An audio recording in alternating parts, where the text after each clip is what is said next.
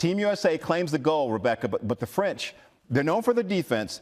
They pushed them to the limit. I mean, this was a slugfest throughout. What stood out about the Americans' issues against the French to you today? Well, first, Jay, I'm exhausted from watching this game. I don't know how many people expected it to be this close throughout. I think there was a little bit of nerves in this game, and France did an outstanding job of controlling tempo, controlling pace. They wanted this to be a low-scoring game. The U.S. turned the ball over a ton. I think they had 16 alone in that first half. They missed layups that we're unaccustomed to seeing.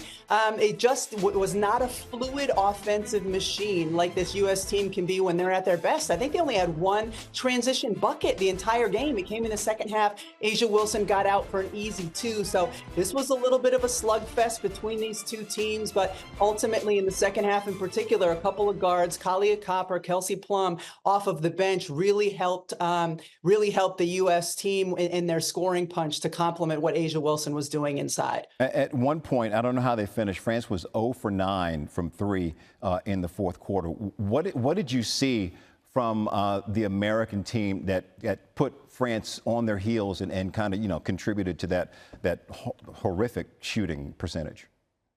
Well, the U.S. didn't shoot much better. I think they only made 2 threes in the entire game. Kelsey Plum hitting those in a stretch in the third quarter. This was a really physical battle.